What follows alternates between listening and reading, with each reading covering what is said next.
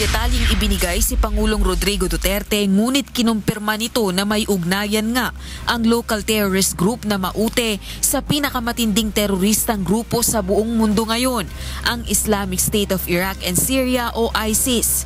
Ginawa ng Pangulo ang pahayag ng pangunahan nito ang inaugurasyon at ceremonial switch on ng 135 megawatts circulating fluidized bed combustion power plant kahapon. We are not good today because finally, the intelligence community advised me that ISIS was vitally connected with the group in the Philippines called the Maute. There's a raging war now in Lanao. Kinubkob ng Maute Group ang isang bahagi ng munisipyo ng Butig, Lanao del Sur noong Biyernes at nagwagayway ng watawat ng ISIS. At hanggang kasalukuyan ay patuloy ang opensiba ng Armed Forces of the Philippines laban sa grupo.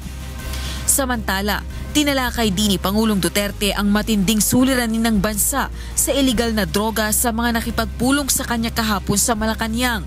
Sa mga opisyal ng Integrated Bar of the Philippines, kay dating Pangulo at ngayon Pampanga Representative Gloria Arroyo at dating Chief Justice Reynato Puno.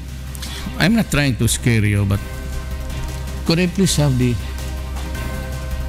dala-dala ko, pinakita ko kay Presidente Arroyo. Sabi ko, ma'am, we are in a bind. I really do not know how to surrender na ako. Sabi ko, hindi ko kaya to. Even assuming publicly that I can kill them, I will not have the time and resources to do it. This is the drug industry of the Philippines. Lahat yan pangalan. Inihambing din ng Pangulo ang kalagayan ng narco-politics sa bansa sa stage 2 cancer. But we were already a narco-politics state given the so many thousands of policemen, municipal mayors and mayors involved.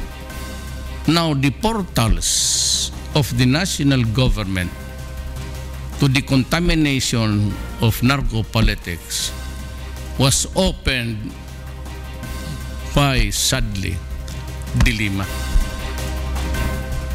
Siya yung unang napunta doon sa Rosa Licoz, UNTV News and Rescue, Malacanang.